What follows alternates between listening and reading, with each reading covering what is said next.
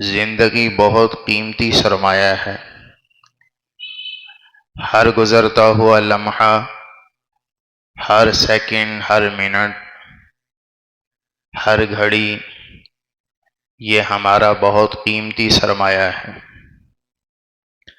اب اس سرمایہ کو کون بچاتا ہے، کون لگاتا ہے، کون ضائع کرتا ہے، کون اس کی حفاظت کرتا ہے، اس کا دار و مدار انسان پر ہے۔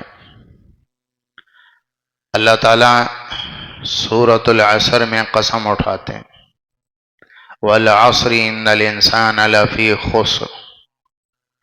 زمانے کی قسم، سارے انسان خسارے میں ہیں۔ زمانے کی قسم اللہ تعالیٰ نے کیوں اٹھائی؟ کہ زمانہ ہماری راس ہے، زمانہ ہماری پونجی ہے۔ عمر کا ایک ایک سیکنڈ، منٹ، یہ ہمارے پاس راس ہے۔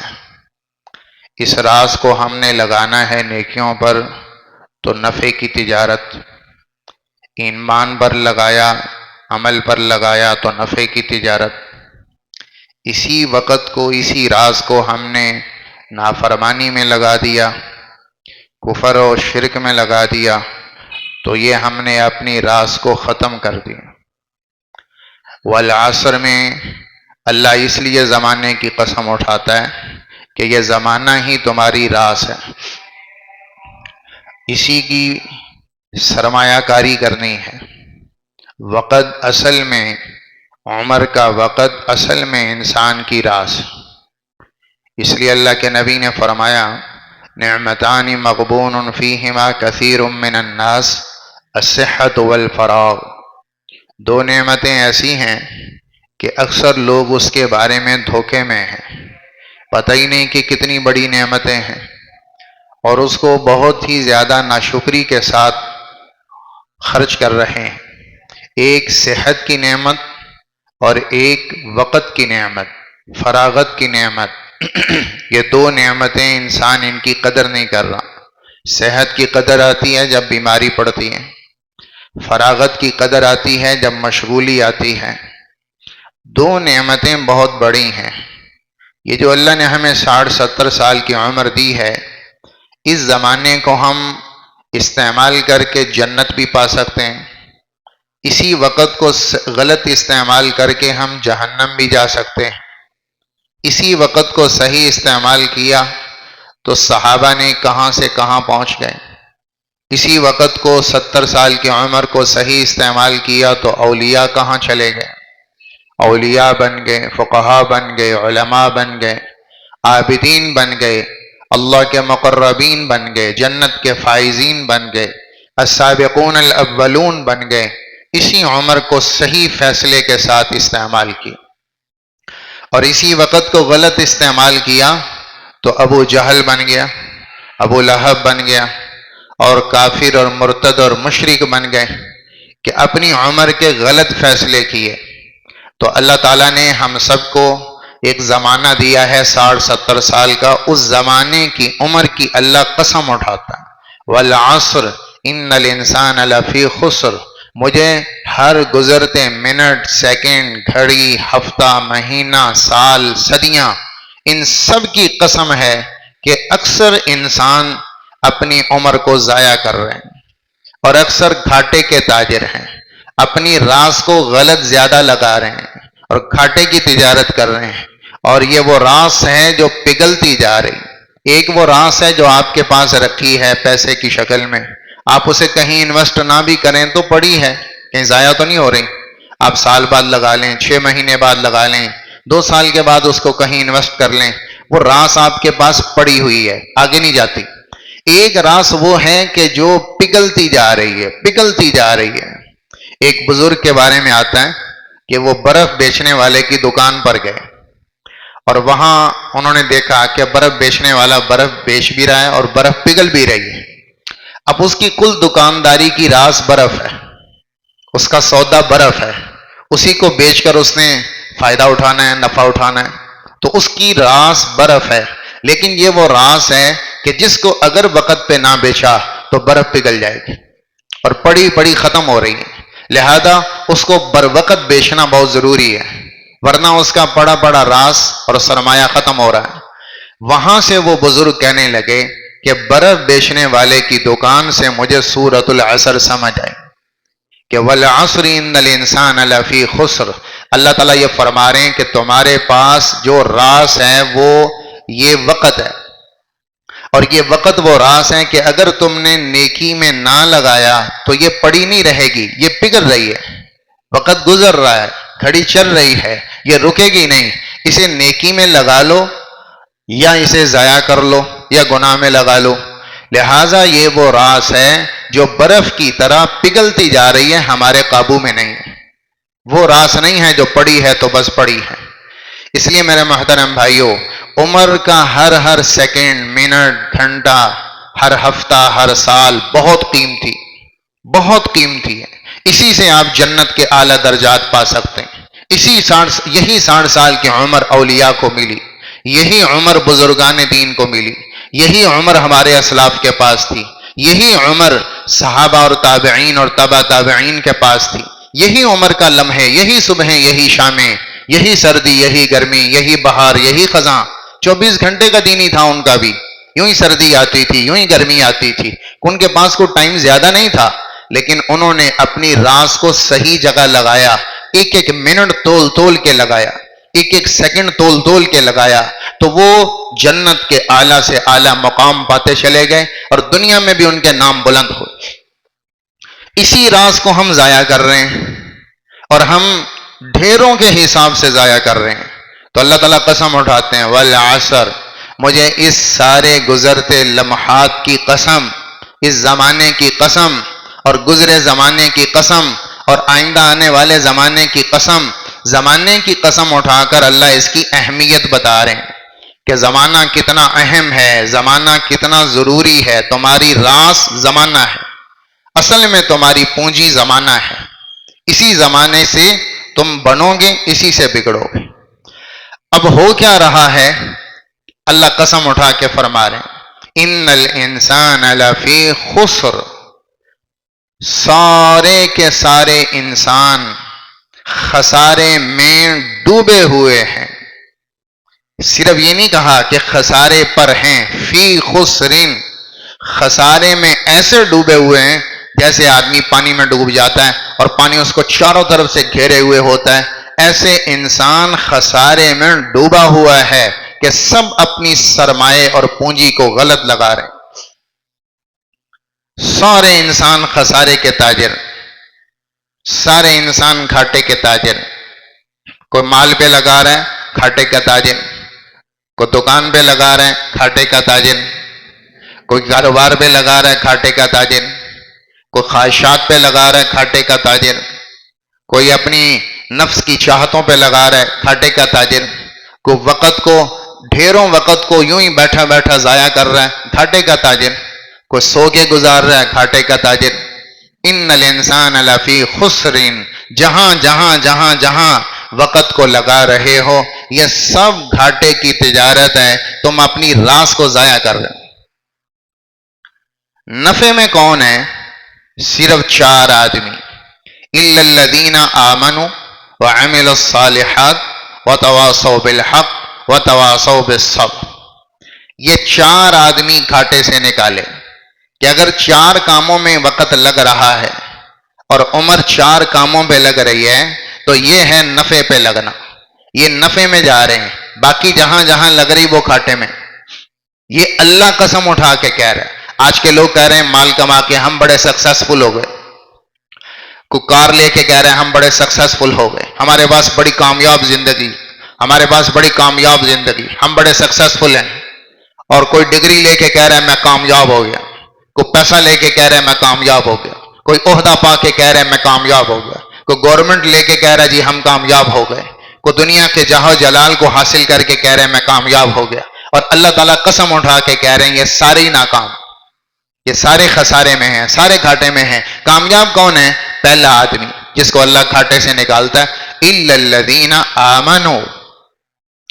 کامیابی کا پہلا کام، کامیاب انسان کی پہلی صفت وہ ہے کہ جو ایمان لائے یہ کامیاب، لہذا سارے کافر ناکام، سارے کافر ناکام، چاہے وہ دنیا حاصل کر لیں، چاہے سپر پاور بن جائیں، چاہے ساری دنیا پہ قبضہ جما لیں، چاہے ساری دنیا کی معدنیات پہ قبضہ جما لیں، چاہے ان کے ڈالر اور یورو سب سے اوپر کرنسی مضبوط ہو جائے، چاہے اقتصادیات ان کے غلام اور لونڈی بن جائے، چاہے معیشت کے وہ بے تاج بادشاہ بن جائیں، اللہ تعالیٰ فرماتے ہیں اگر ایمان نہیں ہے تو خسارے میں ہے، گھاٹے میں ہے۔ سب سے پہلے جو نکالے گا آپ کو ایمان نکالے گا۔ سب سے پہلی کامیابی کی صفت ایمان، جو وقت ایمان میں گزرا یہ گھاٹے سے نکل آیا، یہ نفع کی تجارت۔ جو ایمان میں نہیں گزرا یہ گھاٹا ہے، یہ خسارہ ہے۔ جو ایمان میں آ گیا یہ نفع ہی نفع ہے۔ اب جو تکلیف آئے گی اس کی قیمت لگے گی۔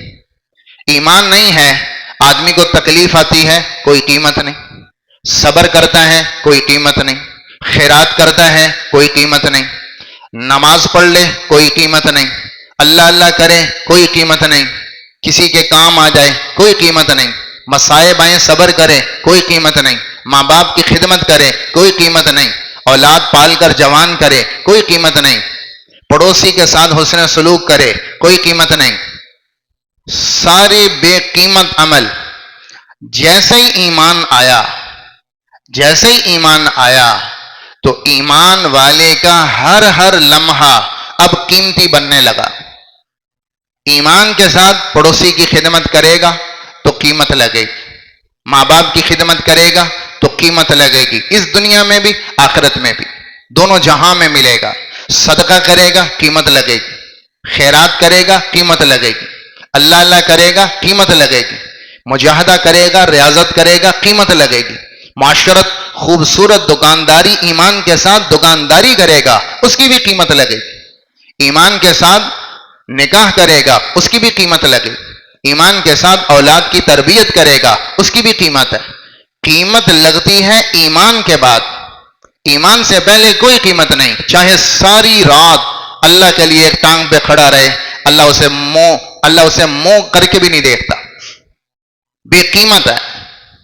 حضرت عمر رضی اللہ تعالی عنہ ملک شام کے سفر پر تھے تو ایک عیسائی راہب پادری، وہ پہاڑ کی چوٹی پر ایک غار تھا، اس غار میں راہب بن کے رہتا تھا، اللہ اللہ کرتا تھا، بیوی ختم، بچے ختم، تجارت ختم، کھانے پینے کی فکر ختم، 24 گھنٹے اللہ اللہ اپنے انداز میں، تارک دنیا۔ اور اتنا وہ کمزور ہو گیا کہ ہڈیاں رہ گئیں، ہڈیاں تھیں اور کھال تھی، اللہ کے لیے غار میں رہ رہا ہے، اللہ کے لیے۔ حضرت عمر اس رستے سے گزر رہے تھے، کسی نے راہب کو بتایا کہ امیر المومنین عمر بن الخطاب رضی اللہ عنہ یہاں سے ابھی گزرنے والے ہیں، تو اس نے چاہا کہ میں ان کی زیارت کروں، تو وہ نکل کر غار سے باہر آیا، کنارے پہ کھڑا۔ حضرت عمر وہاں سے گزرے تو کسی نے بتایا یہ بہت بڑا راہب ہے، ساری عمر غار میں گزاری اللہ اللہ کرتے، تو آپ کی اس پہ نظریں پڑیں تو آپ اشک بار ہو گئے، حضرت عمر رونے لگے۔ کسی نے کہا امیر المومنین آپ رو کیوں رہے ہیں؟ کہا مجھے قرآن یاد آیا، وجوہ یومئذ خاشعہ عاملۃ ناصبہ تصلی نارا حامیہ۔ اللہ تعالیٰ فرما رہے ہیں قیامت میں بہت سارے چہرے آئیں گے، عمل کر کر کے تھکے ہوں گے، مجاہدے کوششیں کر کر کے تھکے ہوں گے اللہ کے لیے، لیکن ان کی ساری کوشش غلط طریقے سے ہوگی تو انجام کیا ہوگا کہ وہ آگ میں جائیں گے۔ اسے دیکھ کر مجھے رونا آ رہا ہے کہ ساری عمر اللہ کے لیے روتے روتے مجاہدے کرتے گزار دی اور ہڈیوں کا ڈھانچہ بن گیا ہے، لیکن مر کے جہنم میں جائے گا۔ اس کے عمل کی کوئی قیمت نہیں، کیونکہ ایمان سے قیمت لگتی، اس کے پاس ایمان نہیں ہے تو ساری عمر کے مجاہدے بھی بے قیمت، سارے دن رات کے مجاہدے بھی بے قیمت، اس کی اتنی بڑی قربانی کی قیمت نہیں، بے قیمت ہے کیونکہ ایمان نہیں۔ اور ایمان کے بعد قیمت کیا ہے؟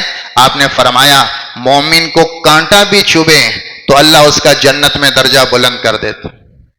مومن کو ٹینشن کی خبر آئے، کوئی خبر آ گئی کہ آپ کو اتنا نقصان ہو گیا، کوئی خبر آ گئی فلاں فوت ہو گیا، کوئی خبر آ گئی کہ آپ کو یہاں سے گھاٹا پڑا، کوئی ٹینشن کی خبر، مومن کو ذہن پہ ٹینشن کی خبر آئے اللہ اس سے بھی اس کو اجر عطا فرماتا، اس پر بھی اجر عطا فرماتا، پاؤں میں کانٹا چبھ جائے اجر، کوئی تکلیف کی خبر آ گئی اجر، مصیبت آ گئی اجر، شکر ادا کریں اجر، یہاں تک کہ مومن کھانا کھا کے شکر ادا کریں اس پر بھی اجر، اس پر بھی جنت، بیت الخلا جا رہا ہے اس پر بھی جنت، بیت الخلا سے سنت کے مطابق باہر آ رہا ہے اس پر بھی جنت، یہاں تک کہ بیوی کے پاس حقوق کی ادائیگی کو جاتا ہے اس پر بھی اجر، اس پر بھی جنت۔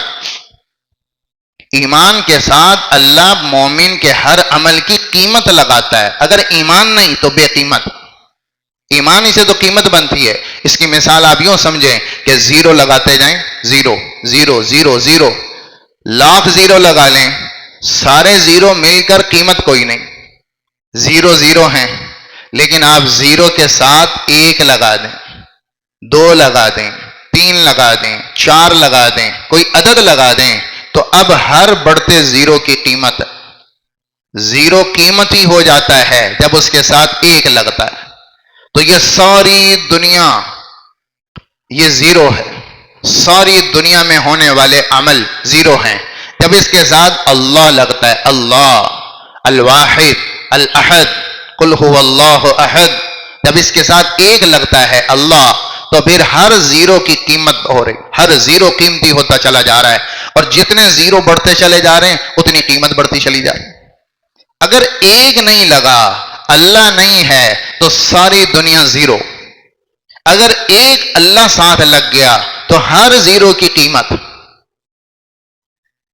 ساری دنیا الا الذین آمنوا، سب سے پہلی صفت جو آپ کو گھاٹے سے نکالے گی وہ ایمان، سب سے بڑی صفت ایمان۔ تو آپ کا جو ٹائم ایمان پر لگے گا، ایمان کے کمال پر، ایمان کی حقیقت پر، ایمان کی ترقی پر، ایمان کے بول پر، ایمان کے سننے پر، ایمان کے سنانے پر، ایمان کی مضبوطی پر، جو وقت آپ کا صفت ایمان کے ساتھ گزرے گا، یہ گھاٹے کا نہیں ہے، نفع کا سودا۔ ایمان کے ساتھ تاجر، نفع کا سودا، ایمان کے ساتھ مزدور، نفع کا سودا، ایمان کے ساتھ خامن، نفع کا سودا، ایمان کے ساتھ بیوی، نفع کا سودا، ایمان کے ساتھ مالدار تو بھی نفع، ایمان کے ساتھ غریب تب بھی نفع، ایمان کے ساتھ حاکم تب بھی نفع، ایمان کے ساتھ محکوم تب بھی نفع میں، ایمان کے ساتھ غریب ہے تب بھی نفع میں، ایمان کے ساتھ محل میں ہے یا جھونپڑی میں دونوں نفع میں، ایمان کے ساتھ پڑھا لکھا ہے یا ان پڑھ دونوں نفع میں، ایمان کے ساتھ عرب ہے یا عجم دونوں نفع میں، ایمان کے ساتھ اونچی ذات پات کا آدمی یا پست ذات کا آدمی دونوں نفع میں، ایمان کے ساتھ بلال کی بھی قیمت ہے، اور ایمان کے بغیر ابو جہل بھی بے قیمتی، ایمان کے ساتھ ابو بکر کی قیمت ہے، ایمان کے بغیر ابو لہب بے قیمت۔ نبی کے رشتہ دار، آپ کا تایا ابو لہب، آپ کا تایا، اور خوبصورت، اس لیے ابو لہب کہتے تھے، ابو لہب نام نہیں تھا، نام تھا عبد العزہ، عبد العزہ نام تھا۔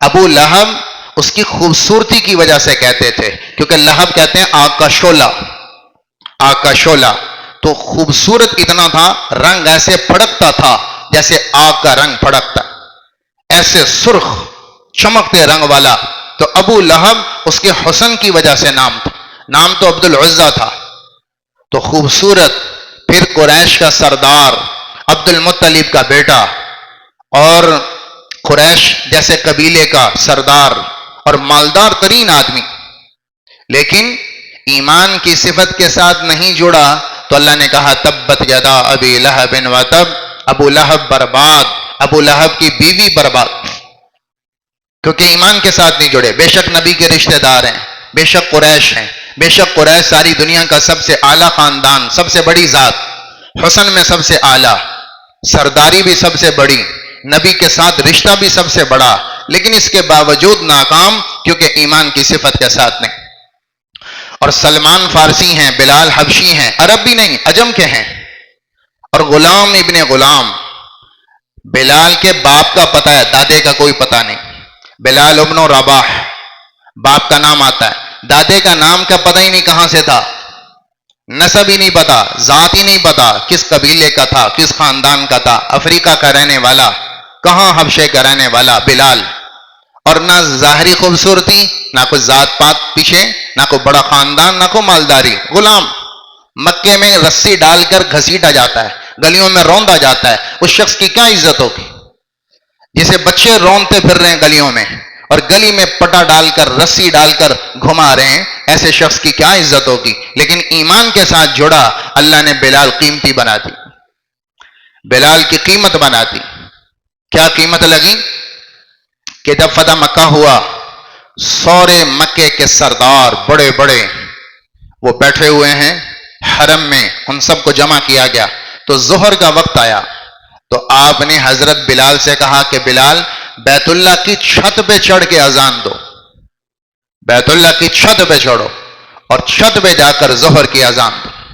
حضرت بلال گئے، ظہر کی اذان دی، تو ایک سردار بیٹھے تھے قریش کے، انہوں نے کہا بھائی دیکھو بلال جیسا غلام جو گلیوں میں یہیں روندا جاتا تھا، اتنی بڑی عزت کہ بیت اللہ کی چھت پہ چڑھ کے اذان دے رہا ہے، اتنی بڑی عزت محمد صلی اللہ علیہ وسلم نے اس کو دے دی غلام کو۔ دوسرے سردار کہنے لگے اِن یکرہ اللہ یغیر، بھائی اس کو ایمان نے عزت دلوائی ہے، اگر اس کو اللہ عزت نہ دیتا تو اللہ کی قسم یہ بیت اللہ کی چھت پہ کبھی نہ چڑھ سکتا، اس کو ایمان نے اللہ کے ہاں عزت دار بنا دی۔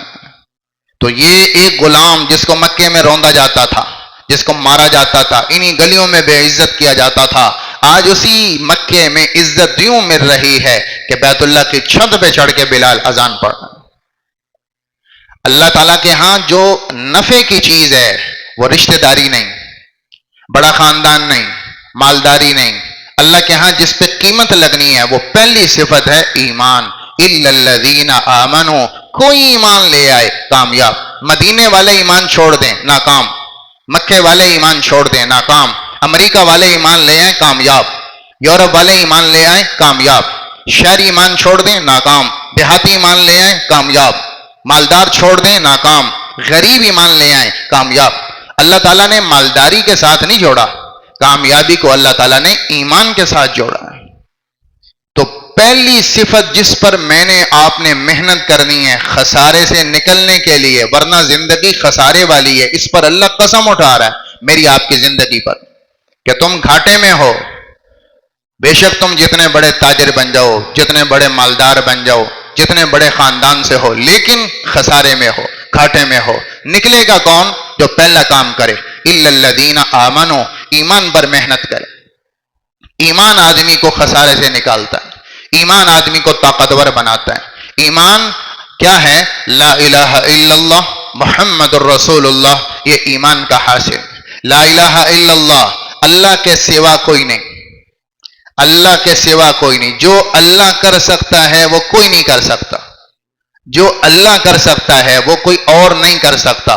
لا الہ الا اللہ، صرف اللہ ہی ہے، صرف اللہ ہی ہے، میرا مالک، میرا رازق، میرا خالق، میرا مدبر، میری زندگی کا فیصل، میرے بنانے والا، مجھے زندگی دینے والا، مجھے نعمتیں دینے والا، میرے دن رات کا مالک، جس کے ہاتھ میں میری زندگی کا فیصلہ ہے، جب چاہے عزت دے دے، جب چاہے ذلیل کر دے، جب چاہے مالدار کر دے، جب چاہے غریب کر دے، یہ سارے فیصلے جس ہاتھ میں ہیں وہ صرف اللہ ہے۔ مانگنا ہے اللہ سے، مدد طلب کرنی ہے اللہ سے، معاملات حل کروانے ہیں اللہ سے، دینے والا بھی اللہ ہے، لیتا بھی اللہ ہے، دیتا بھی اللہ ہے، ساری چیزوں کا مالک اللہ ہے۔ لا الہ الا اللہ، صرف اللہ سے جڑنا، باقی یہاں سارے غیر کی نفی ہے۔ یہاں نفی میں نبی بھی آتے ہیں، نفی میں انبیاء بھی آتے ہیں، نفی میں صلحاء بھی آتے ہیں، نفی میں اولیاء بھی آتے ہیں، نفی میں صحابہ بھی آتے ہیں، نفی میں مخلوقات بھی آتی ہے۔ یہاں نفی ہے کہ جو کام اللہ کر سکتا ہے، لا الہ الا اللہ، وہ اللہ کے علاوہ کوئی نہیں کر سکتا، چاہے کوئی نبی ہے، چاہے کوئی فرشتہ ہے، چاہے کوئی صحابی ہے، چاہے کوئی غوث ہے، چاہے کوئی قطب ہے، چاہے کوئی ابدال ہے، چاہے کوئی ولایت کے اعلیٰ مقام پر ہے، چاہے کوئی ولی ہے، چاہے کچھ بھی ہے، جو اللہ کر سکتا ہے وہ کوئی نہیں کر سکتا۔ اللہ کو ممتاز کرنا، اللہ کو اوپر لے کر جانا، جو اللہ سے نسبتیں جڑی ہیں وہ اللہ کی ہیں۔ جو کام جو نسبتیں باپ سے ہیں وہ کسی اور کو دے دیں تو باپ تڑپ جائے گا. جو نسبتیں باپ سے جڑی ہیں، بندہ کسی اور کو باپ کہہ دے تو کیا بنے گا؟ باپ کی جگہ کسی اور کو باپ کہہ دے تو کتنا بڑا الزام ہے، تو باپ کتنا غصے میں آئے گا. ہاں اور معاملات ہیں، کسی کو بھائی کہہ دو، کسی کو چچا کہہ دو، لیکن کوئی باپ ہی بدل لے کہ بھئی میرا باپ نہیں فلاں میرا باپ ہے، یا اس کے ساتھ یہ بھی میرا باپ ہے، تو کتنا بڑا غصہ اس باپ کو آئے گا. اللہ کہتے ہیں میں اللہ ہوں، میرے ساتھ کوئی. باقی جو گناہ کرو چھوٹا ہے، توبہ پہ معاف ہے، لیکن میرے ساتھ کسی اور کو خدا بنایا، میرے ساتھ کسی اور کو تم نے خدا بنایا، میرے ساتھ الہ بنایا، یہ اتنا بڑا جرم ہے کہ میں معاف نہیں کروں. لا یغفر ان یشرک بہ ویغفر ما دون ذلک لمن یشاء. عبداللہ بن عباس رضی اللہ عنہما کو آپ سمجھا رہے ہیں، ایمان سکھا رہے ہیں. ایمان سکھانے کی چیز ہے. آپ کہہ رہے ہیں یا غلام انی اعلمک کلمات، چھوٹے بچے تھے تو بیٹا میں تجھے چند باتیں ایمان کی سکھاتا ہوں. احفظ اللہ یحفظک، ہمیشہ اللہ کی حفاظت کرنا، اللہ تیری حفاظت کرے گا. تم اللہ کے حکم کی حفاظت کرنا، کہیں حکم نہ ٹوٹ جائے، کہیں حکم نہ ٹوٹ جائے، کہیں حکم نہ ٹوٹ جائے، اس کا ہمیشہ خیال کرنا. اللہ تیرا خیال کرے گا، اللہ تیری مدد کرے گا. احفظ اللہ تجدہ تجاہک. دوسری بات فرمائی کہ بیٹا اللہ کے حکم کی ہمیشہ حفاظت کرنا، ہمیشہ مدد کے لیے اللہ کو سامنے پائے گا. جب بلائے گا اللہ سامنے، جب بلائے گا اللہ سامنے. تیسری بات فرمائی اذا سألت فاسأل اللہ. جب کوئی مانگنا ہو چیز تو اللہ سے کہنا، جب مانگنا ہو اللہ سے کہنا، کسی سے نہ کہنا. کوئی دکھ کسی کو نہ بتانا، کوئی درد نہ بتانا، جو کہنا اللہ کو کہنا، اپنے رب کو سنانا. اللہ کو سنانے سے آدمی کا دل ہلکا ہو جاتا ہے. کسی اور کو کہنے سے آدمی بعد میں پچھتاتا ہے کہ میرا راز کھل گیا. اور حل تو وہ کر نہیں سکتا، مدد تو کر نہیں سکتا سوائے چند کلمات کے، اور کیا کہہ سکتا ہے؟ تسلی کے چند بول ہی بولے گا، باقی ہمارا کام تو نہیں کر سکتا. کام تو اللہ نے کرنا ہے، تو اللہ سے کہیں. چوتھی بات فرمائی اذا استعنت فاستعن باللہ. جب کسی کام میں مدد مانگنی ہو تو بیٹا اللہ سے مانگنا، مدد اللہ سے مانگنا اور کسی سے نہ مانگنا، کہ مدد کرنے کے قابل صرف اللہ ہے، مدد کرنے کا حقدار صرف اللہ ہے. پھر اگلا یقین بنایا، مضبوط یقین بنایا. وَاعْلَمْ أَنَّ الْأُمَّةَ لَوِ اجْتَمَعَتْ عَلَىٰ أَن يَنْفَعُوكَ بِشَيْءٍ لَمْ يَنْفَعُوكَ بِشَيْءٍ إِلَّا قَدْ كَتَبَهُ اللَّهُ لَكَ وَلَوِ اجْتَمَعُوا عَلَىٰ أَن يَضُرُّوكَ بِشَيْءٍ لَمْ يَضُرُّوكَ إِلَّا بِشَيْءٍ إِلَّا قَدْ كَتَبَهُ اللَّهُ عَلَيْكَ. بیٹا دیکھو، اگر اللہ تجھے نفع پہنچانے کا ارادہ کر لے اور ساری کائنات تجھے نقصان پہنچانا چاہے اور اللہ نے تیرے لیے نفع لکھا ہو تو سارے مل کر تجھے نقصان نہیں دے سکتے. اور اگر اللہ نقصان کا ارادہ کر لے اور ساری دنیا تیرے فائدے کے لیے اکٹھی ہو جائے تو ساری دنیا مل کر تجھے نفع نہیں پہنچا سکتی. جف الصحف کہ قلم نے لکھ دیا اور لکھا ہوا خشک ہو چکا، اب یہ کبھی بدلا نہیں جا سکتا. جو اللہ نے تیرے لیے نفع نقصان لکھ دیا اس کو کوئی بدل نہیں سکتا، اللہ ہی بدل سکتا ہے اور کوئی نہیں بدل سکتا. یہ یقین بنانے کی چیز ہے.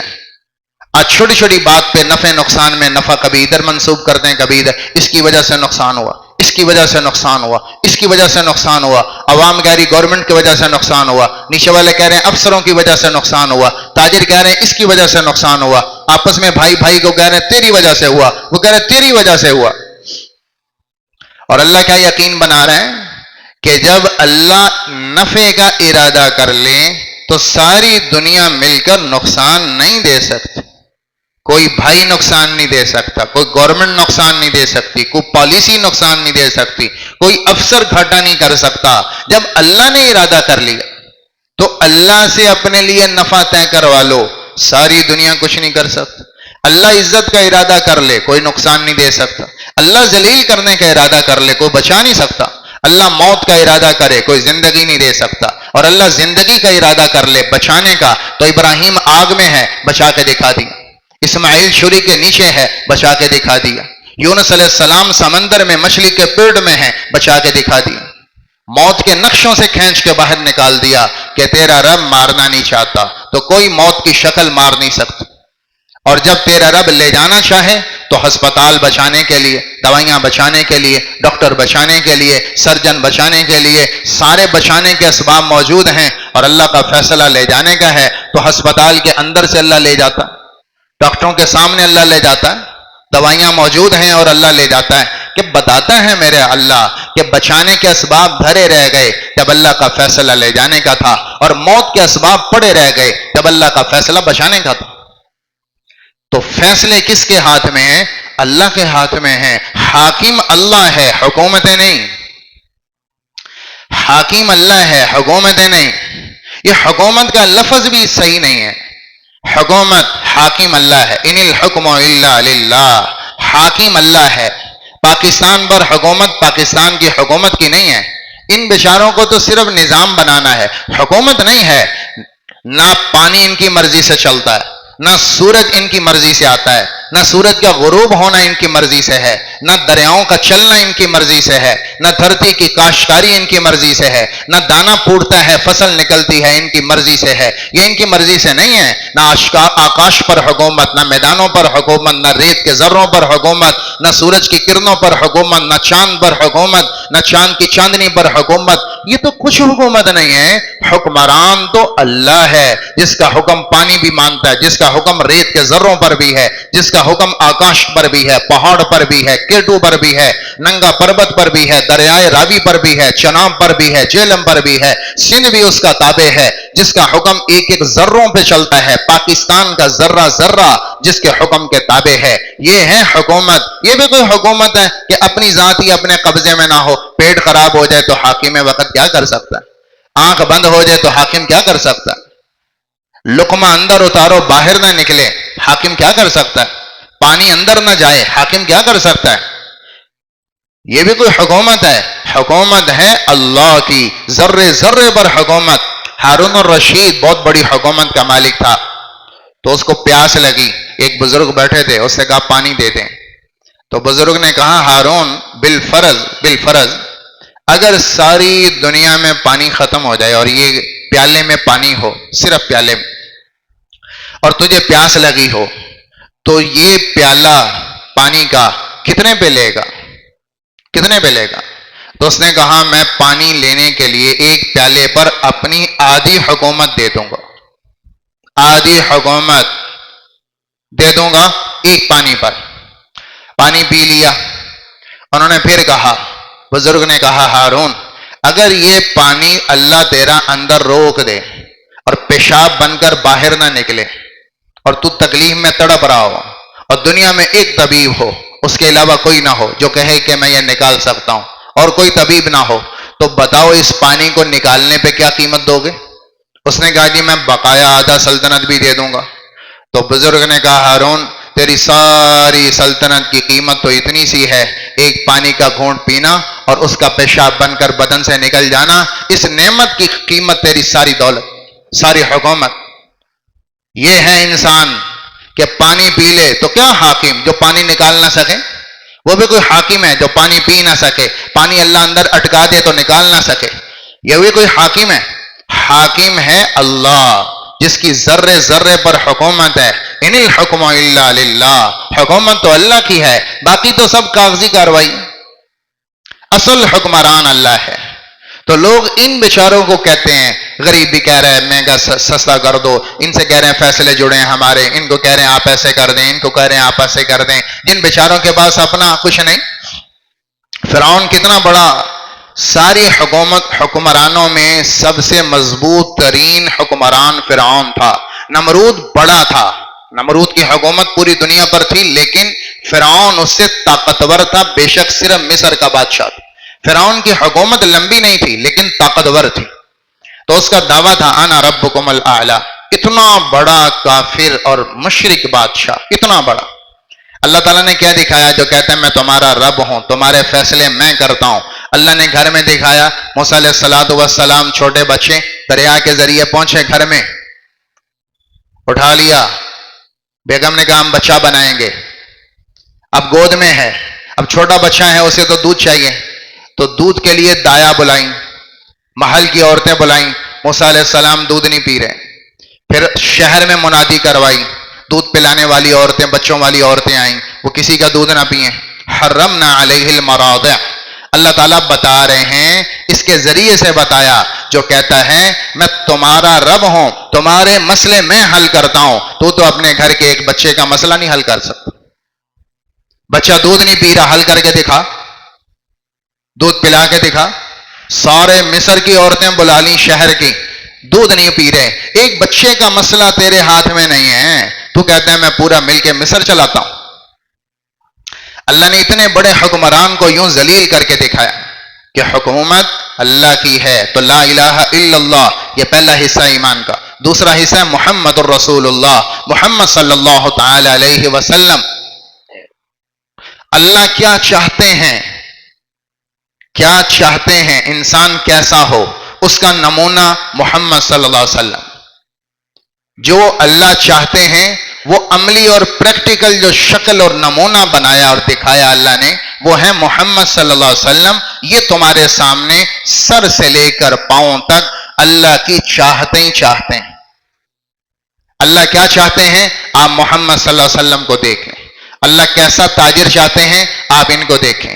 اللہ کیسا حکمران چاہتے ہیں، آپ ان کو دیکھیں. اللہ کیسا خامن چاہتے ہیں، آپ ان کو دیکھیں. اللہ تعالیٰ کیسا پڑوسی چاہتے ہیں، آپ ان کو دیکھیں. اللہ تعالیٰ کیسا سسر چاہتے ہیں، آپ ان کو دیکھیں. اللہ کیسا داماد چاہتے ہیں، آپ ان کو دیکھیں. اللہ تعالیٰ کیسا معاشرے کا فرد چاہتے ہیں، آپ ان کو دیکھیں. اللہ تعالیٰ کیسا نمازی چاہتے ہیں، آپ ان کو دیکھیں. اللہ کیسا روزے دار چاہتے ہیں، آپ ان کو دیکھیں. اللہ کیسا زندگی گزارنے والا صبح و شام چاہتے ہیں، آپ ان کی صبحیں دیکھیں، ان کی شامیں دیکھیں. اللہ تعالیٰ کیسی زندگی چاہتے ہیں، آپ ان 63 سالہ زندگی کو دیکھیں اور اپنے 63 سال میں اتار لیں. یہ ہے سر سے پاؤں تک جو اللہ چاہتا ہے. اللہ کی چاہتوں کا مجموعہ ہے محمد صلی اللہ تعالی علیہ وسلم. لہذا ہر چیز ہم نے وہاں سے دیکھنی. جو وہاں ہے وہ اللہ کی چاہت، جو وہاں نہیں ہے وہ اللہ کی چاہت نہیں. جو وہاں سے مل جائے وہ اللہ کی چاہت ہے. جو وہاں سے نہیں ہم لے رہے، کہیں اور سے لے رہے ہیں، کہیں اور سے لے رہے ہیں، اداکاروں سے لے رہے ہیں، فنکاروں سے لے رہے ہیں، ناچنے والوں سے لے رہے ہیں، یا ہم زندگی مغرب سے لے رہے ہیں، یا طریقے ہم مشرق سے لے رہے ہیں، کہیں مغرب سے لے رہے ہیں، کہیں کسی ملک سے لے رہے ہیں. اگر ہم نے کہیں اور سے لیے ہیں تو یہ اللہ کی چاہت نہیں. محمد صلی اللہ تعالی علیہ وسلم رسول اللہ ہیں. اس کا مطلب ہم زندگی کا ہر کام وہاں سے دیکھ کر لیں گے. صرف یہ نہیں ہے کہ محمد صلی اللہ علیہ وسلم کی عظمت پڑھتے جائیں، عظمت پڑھتے جائیں، عظمت پڑھتے جائیں اور زندگی دائیں بائیں سے لے لیں. یہ مطلب نہیں ہے اس کا کہ محمد بہت اعلیٰ، محمد بہت افضل، ہمارے نبی سب سے اعلیٰ، ہمارے نبی سب سے افضل، ہمارے نبی سب سے مقام میں اعلیٰ، اور زندگی کہیں اور سے لے لیں. یہ مطلب نہیں ہے اس کا. محمد الرسول اللہ کا مطلب ہے تجارت وہاں سے لیں گے، عدالت وہاں سے لیں گے، حکومت وہاں سے لیں گے، معاشرت وہاں سے لیں گے، دن وہاں سے لیں گے، راتیں وہاں سے لیں گے، جذبات وہاں سے لیں گے، احساسات وہاں سے لیں گے. اپنی منمانی اور اپنے نفس پر نہیں چلیں گے. جو معاشرہ کہہ رہا ہے اس پہ نہیں چلیں گے، جو تہذیب کہہ رہی ہے اس پہ نہیں چلیں گے، جو ثقافت کہہ رہی ہے اس پہ نہیں چلیں گے، جو ہمارا رواج رسم کہہ رہا ہے اس پہ نہیں چلیں گے. ہم محمد صلی اللہ علیہ وسلم کی زندگی سے لے کر چلیں، وہاں سے دیا لیں گے، وہاں سے روشنی لیں گے. یہ ہے محمد الرسول اللہ. ورنہ زبانی فضیلتیں بیان کرنا زبان کا دعویٰ ہے، عمل سے خالی. تو اِلَّا الَّذِينَ آمَنُوا، سب سے پہلا گھاٹے سے نکلنے کا سودا، سب سے پہلا وہ ہے ایمان. ایمان آیا، آدمی گھاٹے سے نکل آیا. نفع کی تجارت، نفع کی تجارت. پر یہ کامل ابھی پورا گھاٹے سے نہیں آیا. دوسری صفت ساتھ جوڑنی پڑے گی. وَعَمِلُوا الصَّالِحَاتِ إِلَّا الَّذِينَ آمَنُوا وَعَمِلُوا الصَّالِحَاتِ. دوسرا وصف ساتھ جوڑنا پڑے گا کہ ایمان کا تعلق دل کے ساتھ. ایمان تو عقیدہ ہے، ایمان تو یقین ہے، ایمان تو اعتقاد ہے.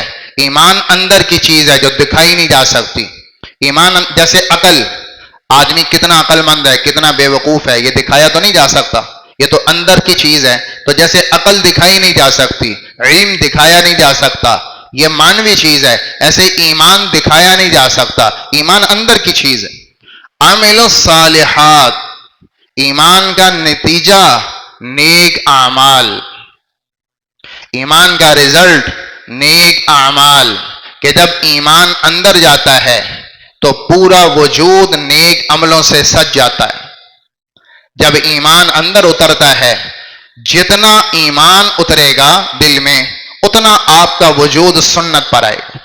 عمل صالح کس کو کہتے ہیں؟ جو میں نے ابھی بتایا، عمل صالح نیک عمل اس عمل کو کہتے ہیں جو نبی سے آئے۔ جو نیک عمل نبی سے نہیں آیا، بے شک وہ شکل میں نیک ہے لیکن وہ نیک نہیں ہے۔ ایک آدمی مغرب کی 4 رکعتیں پڑھ لے، 3 کی بجائے 4 رکعتیں پڑھ لے، اور چوتھی رکعت میں کیا کیا؟ کو گناہ کیا۔ چوتھی رکعت میں کھڑا ہوا، 2 سجدے زیادہ کیے، 1 رکوع زیادہ کیا، اس میں اللہ کی تسبیح پڑھی، سبحان ربی الاعلی سبحان ربی العظیم پڑھا، اللہ کی تسبیح پڑھی، کو گناہ کا کام تو نہیں کیا۔ پھر سورۃ الفاتحہ پڑھی کھڑے ہو کر، تو یہ کتنے بڑے بڑے کام ہیں۔ 1 رکعت بڑھا لیتا ہے مغرب کی تو اس نے کوئی غلط کام نہیں کیا، لیکن یہ چوتھی رکعت نبی سے چونکہ ملی نہیں ہے، ثابت نہیں ہے، تو اگر کوئی چوتھی رکعت ملاتا ہے تو اللہ تعالیٰ کہتا ہے پہلی 3 بھی قبول نہیں۔ حالانکہ گناہ نہیں کر رہا، نیک کام کر رہا ہے، پر نیک کام تب ہے نیک کام قبول جب وہ نبی سے ملے۔ اگر وہ نبی سے نہیں ملا تو مغرب 4 رکعت پڑھ لو، 3 بھی قبول نہیں۔ فجر کوئی آدمی جذبات میں آ جائے اور کہ میں فجر 2 رکعت نہیں پڑھتا، میں 4 پڑھوں گا، تو میں کوئی گناہ کر رہا ہوں؟ 2 رکعت زیادہ کروں گا، 4 سجدے زیادہ، 2 رکوع زیادہ، تسبیحات زیادہ، سورۃ الفاتحہ پڑھوں گا، قرآن پڑھوں گا، کوئی گناہ کر رہا ہوں؟ میں کوئی غلط کام کر رہا ہوں؟ لیکن بھائی یہ آپ کی نماز نہیں ہوئی، آپ کی فجر نہیں ہوئی، پہلی 2 بھی نہیں ہوئی، دوسری تو چھوڑ دیں، پہلی بھی نہیں ہوئی، دوبارہ پڑھنا پڑے گا۔ کیوں؟ کوئی جرم کیا، کوئی گناہ کیا ہے؟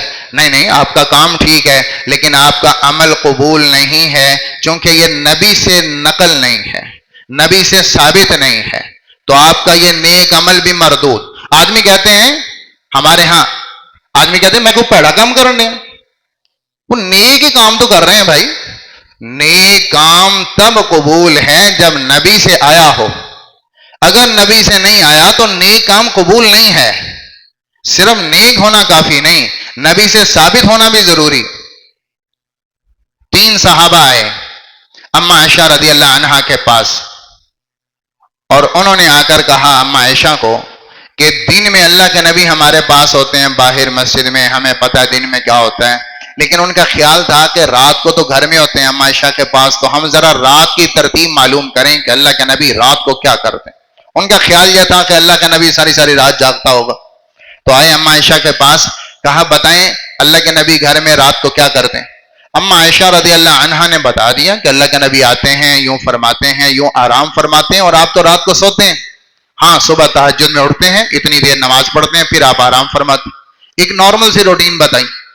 انہوں نے خیال کیا کہ بھائی یہ تو اللہ کے نبی ہیں، یہ تھوڑا بھی کر لیں تو بہت ہے، لیکن ہم تو ایسا نہیں، تو ہمیں زیادہ کرنا چاہیے، ہمیں زیادہ کرنا چاہیے۔ تو ایک نے قسم اٹھائی، وہیں ایک نے قسم اٹھائی کہ میں ساری عمر شادی نہیں کروں گا، سارا ٹائم بیوی بچوں کی بجائے عبادت میں لگاؤں گا، میں شادی نہیں کروں گا۔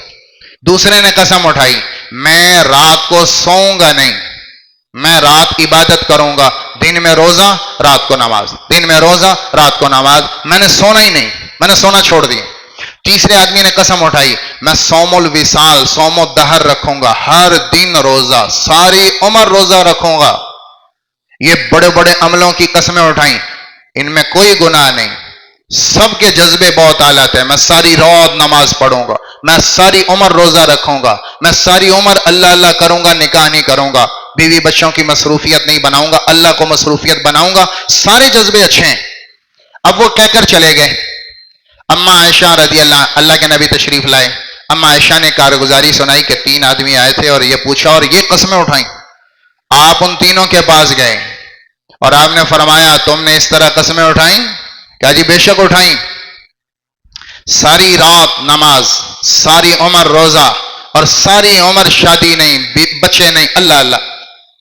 آپ نے فرمایا دیکھو تم میں سب سے زیادہ اللہ کو جاننے والا میں ہوں، تم اللہ کو مجھ سے زیادہ نہیں جانتے، اور تم میں سب سے زیادہ اللہ سے ڈرنے والا بھی میں ہوں، تم مجھ سے زیادہ تقوی والے نہیں ہو، اس کے باوجود میں رات نماز بھی پڑھتا ہوں، سوتا بھی ہوں، میں سوتا بھی ہوں، نماز بھی پڑھتا ہوں، اور میں کبھی روزہ رکھتا بھی ہوں چھوڑتا بھی ہوں، کبھی رکھ بھی لیتا ہوں کبھی نہیں بھی رکھتا، اور میں نے شادی بھی کی ہے، میری 9-11 شادیاں، اور میری اولاد، میرے بچے، تو کیا تم مجھ سے آگے جانا چاہتے ہو؟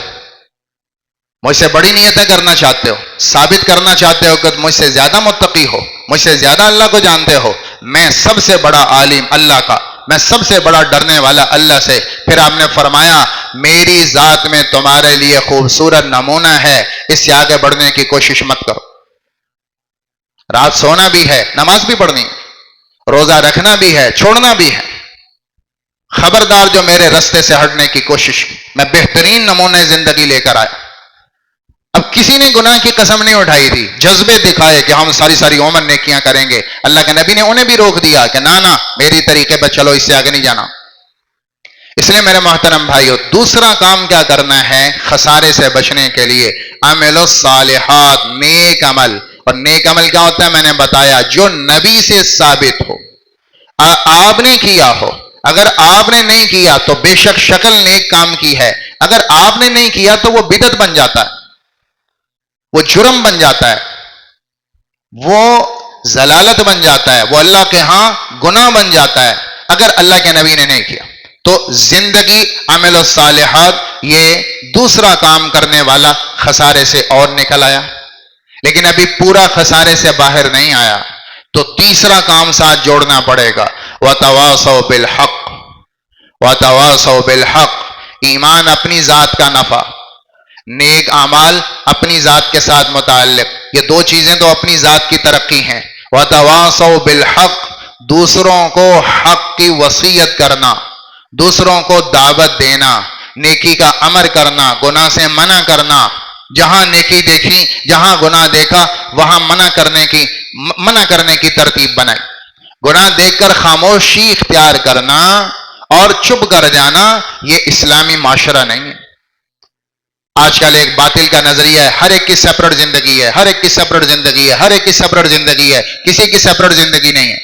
کہ روڈ پر جائے اور لال بتی اشارے کی جلے اور کہے میری سیپریٹ گاڑی ہے، میں رکوں نہ رکوں میری مرضی، تو پولیس والا وہیں چلان کاٹے گا، تیری مرضی نہیں ہے، حکومت کا قانون ہے، تیری مرضی نہیں ہے کہ تو 2 کروڑ کی گاڑی لے کے پھر رہا ہے اور تو لال اشارے پہ رکا نہیں، تو کہہ رہا ہے میری مرضی، میرا پیٹرول، میری گاڑی، میں چاہے رکوں نہ رکوں، تو تیری مرضی نہیں چلے گی، یہاں قانون چلے گا، اور تو لال اشارے پہ رکے گا نہیں تو تیرا چالان کٹے گا، تو گورنمنٹ کے قانون پہ نہیں رکے گا تو چالان کٹے گا۔ بے شک گاڑی تیری اپنی ہے، 50 لاکھ کی، 1 کروڑ کی گاڑی ہے، لیکن یہاں رکنا پڑے گا کہ یہاں ہر ایک کی سڑک پہ مرضی نہیں ہے، یہاں اجتماعی قانون ہے، تب ایک حکومت بنتی ہے، تب ایک معاشرہ بنتا ہے۔ اگر ہر ایک اپنی گاڑی لے کر اپنی مرضی سے چلے گا تو ایکسیڈنٹ ہو جائیں گے، ٹکراؤ ہو جائے گا، پورا معاشرہ لڑے گا آپس میں۔ تو جو کہہ رہے ہیں کہ نہیں ہماری مرضی ہے، سیپریٹ زندگی ہے، ہمارے اپنے فیصلے ہیں، میری دکان ہے، تو کون ہوتا ہے بھی کہنے والا؟ میں نہیں جانا نا جنت، میں نہیں جانا جہنم، تو میں کر رہا ہوں، تو کون ہوتا ہے کہنے والا؟ نہیں، اس کی ذمہ داری ہے، روکنا ذمہ داری ہے۔ ایک آدمی دریا میں گر رہا ہو، ایک آدمی سامنے کھڈا ہے اور نابینا جا رہا ہے، تو آپ کہیں گے چلو جانے دو جانے دو، مرنے دو، ٹھیک؟ کیسے بھاگتے ہیں، روکتے ہیں، بھائی آگے کھڈا ہے مر جائے گا، کیسے بچاتے ہیں اس کو؟ ایک آدمی موٹر سائیکل پہ جا رہا ہے اور توڑا پیچھے سے لیک، آٹا گر رہا ہے، چینی گر رہی ہے، آوازیں دے دے کے کہتے ہیں بھائی تیرا نقصان ہو رہا ہے، دیکھ ادھر تیرا نقصان ہو رہا ہے۔ تو جو نماز چھوڑا ہے اس کو کیوں نہیں بتا رہے؟ جو روزہ چھوڑا ہے اس کو کیوں نہیں بتا رہے؟ جو جھوٹ بول رہا ہے وہ سیپریٹ ہے؟ نہیں، وہ اجتماعی قانون توڑ رہا ہے۔ جو ناپ تول کی کمی کرے گا تو کیا نقصان اس کو ہوگا؟ اس کی کمائی حرام ہو رہی؟ نہیں، یہ اجتماعی امت ہے، یہ یاد رکھیں، سیپریٹ زندگی کسی کی نہیں، اجتماعی قانون ہے۔ جو تاجر ناپ تول میں کمی کرتا ہے اس کی اپنی کمائی تو ہوئی حرام، لیکن اس کے تجارت کے اس ناپ تول کی کمی پہ نقصان کیا ہوا؟ نقصان ہوا کہ پورے معاشرے کو قحط نے لپیٹ لیا، کہ میرے نبی نے فرمایا کہ جو ناپ تول میں کمی کرے گا اللہ اس قوم کا رزق بند کر دیتا۔ کمی تو تاجر کر رہا ہے اور بھگت مزدور بھی رہا ہے، کمی تاجر کر رہا ہے اور بھگت عوام رہی ہے۔ یہ اجتماعی امت ہے، انفرادی نہیں کہ میری مرضی میں ناپ تول میں کمی کروں نہ کروں، نہیں، اس کا نقصان پوری قوم کو ہوگا، اجتماعی نقصان ہے۔ جو جھوٹ بولتا ہے اجتماعی نقصان۔ وَاتَّقُوا فِتْنَةً لَا تُصِيبَنَّ الَّذِينَ ظَلَمُوا مِنْكُمْ خَاصَّةً، اللہ تعالیٰ فرما رہے ہیں صرف خاص گناہ کرنے والوں کو نقصان نہیں ہوتا گناہ کا، بلکہ گناہ کا نقصان پورے معاشرے کو ہوتا ہے، پورے معاشرے کو ہوتا ہے۔ اس کو میرے نبی نے سمجھایا مثال سے کہ آپ ساری امت کو سمندر میں لے گئے اور ایک بحری جہاز آپ نے مثال میں سمجھایا کہ اس کا دو اس کے پوشن ہیں، ایک نیچے لوگ ہیں، نیچے والی منزل ہے، ایک اوپر والی منزل ہے۔ اب نیچے والوں کو پانی چاہیے، وہ اوپر جاتے ہیں اور سمندر سے پانی بھر کے نیچے لاتے ہیں۔ اب نیچے والوں نے سوچا کہ ہم بار بار اوپر جاتے ہیں، ایک تکلیف بھی ہے، دوسرا اوپر والوں کو ستاتے بھی ہیں، پھر سمندر سے پانی بھر کے لانا بھی مشکل، تو ایسا کرتے ہیں کہ نیچے سوراخ کر لیتے، اوپر بار بار جانے کی بجائے نیچے پیندے میں سوراخ کر لیتے۔ اب آپ نے کہا وہ سوراخ کرنے لگے نیچے، اب سوراخ ہوگا تو سارے ڈوب جائیں گے۔ اب اوپر منزل والوں کو پتا چلا کہ بھئی یہ تو نیچے سوراخ کرنے لگے سمندر میں، تو اگر اوپر والے کہیں جی ٹھیک ہے ساڈوں کی لگے کر دے رہے ہیں، سانوں کی لگے، اپنے حصے جی سوراخ کر رہے ہیں کرتے رہیں، ہمیں کیا لگے۔ اگر وہ چھوڑیں گے ان کو اور وہ سوراخ کر دیں گے تو نیچے والے بھی ڈوبیں گے، اوپر والے بھی ڈوبیں گے، دونوں جائیں گے۔ سوراخ انہوں نے نہیں کیا، سوراخ نیچے والوں نے کیا، لیکن اوپر والے بھی ڈوبیں گے، چونکہ کشتی ایک ہے تو منزل ایک ہے، سفر ایک ہے، فیصلہ اجتماعی ہے، بچیں گے تو سارے بچیں گے، مریں گے تو ساری مریں گے۔ یہ امت ایک امت ہے، امتن واحدہ، یہ امت ایک اٹھی امت ہے، اس کا فیصلہ اجتماعی ہے، لہذا بچیں گے تو سارے بچیں گے، مریں گے تو ساری مریں گے۔ اس لیے مرو بالمعروف، میرے نبی نے کہا نیکیوں کا حکم کرو، گناہوں سے منع کرو، اور لوگ اس پر ایک گزر پیش کرتے ہیں کہ پہلے آپ کرنا چاہیے پھر تبلیغ کرنی چاہیے۔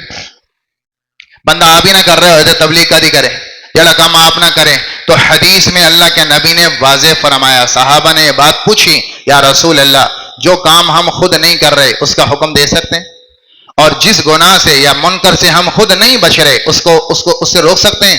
تو آپ نے فرمایا مرو بالمعروف وَإِن لَّمْ تَعْمَلُوا بِهِ، نیکی کا حکم دو اگرچہ تم خود عمل نہیں کر رہے، وَانْهَوْا عَنِ الْمُنْكَرِ وَإِن لَّمْ تَنْتَهُوا عَنْهُ، اور برائی سے روکو اگرچہ تم خود اس برائی کو کر رہے ہو تب بھی روکو۔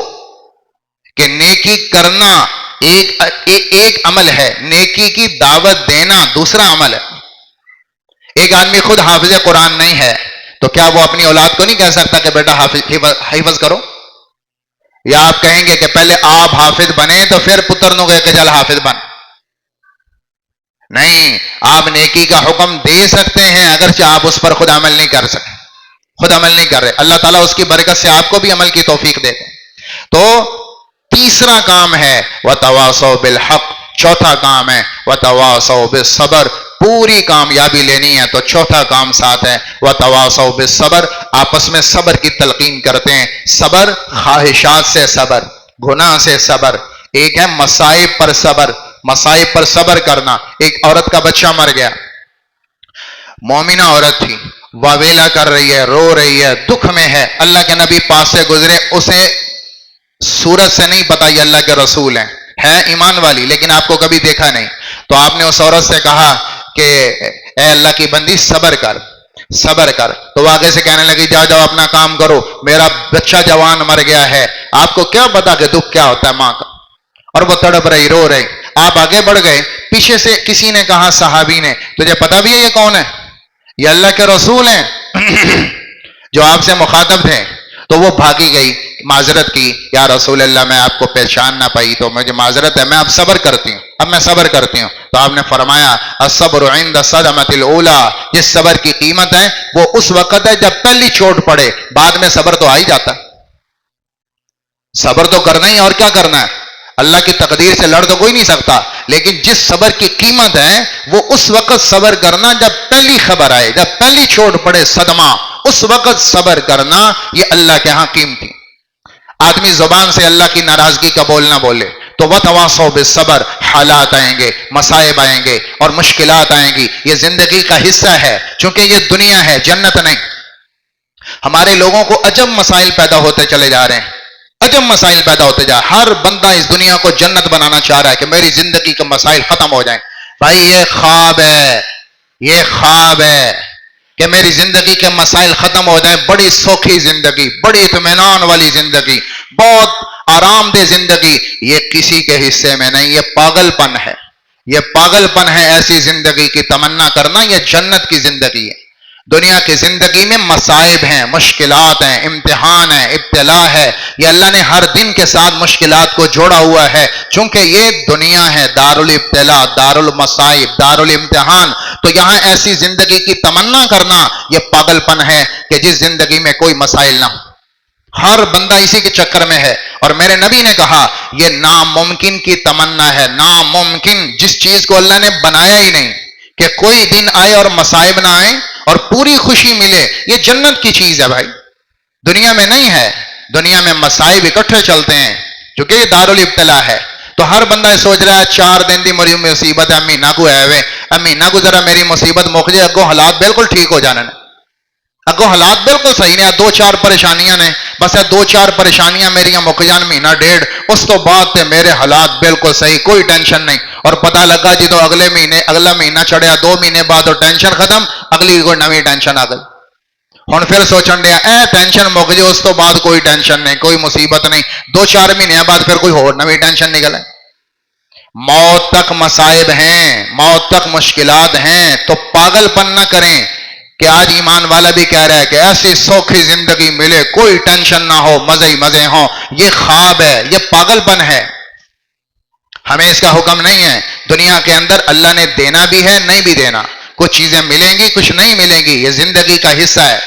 کوئی دنیا کا بادشاہ بھی نہیں کہہ سکتا کہ جو میں نے چاہا ملا، نہیں، کچھ ملے گا، کچھ نہیں ملے گا، جو ملا اس پر شکر، جو نہیں ملا اس پر صبر، یہ ہمارا امتحان۔ جو مل گیا ہے اس پر شکر ادا کریں، جو نئی حصے میں آپ کے آیا اس پر صبر کر لیں، اللہ کی رضا پہ راضی ہو جائیں، آپ کامیاب ہیں۔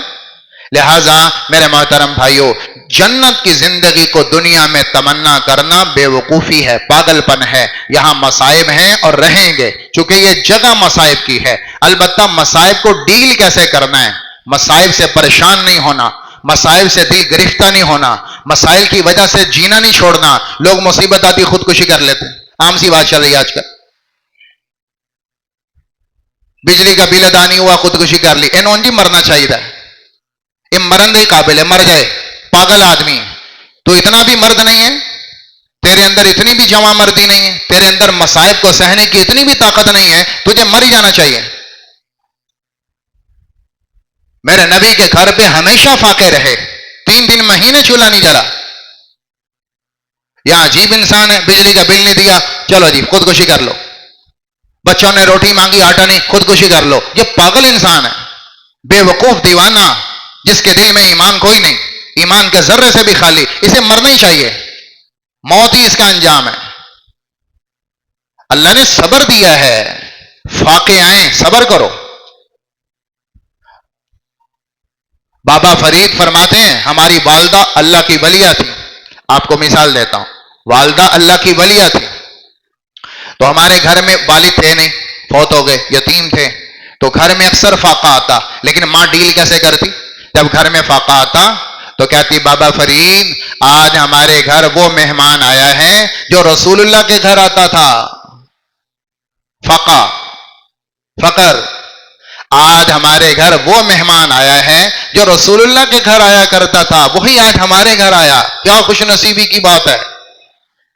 تو اس کا مطلب ہوتا تھا کہ آج روٹی نہیں ملے گی، آج فاقہ ہے۔ اتنا خوبصورت پیرایا دیا۔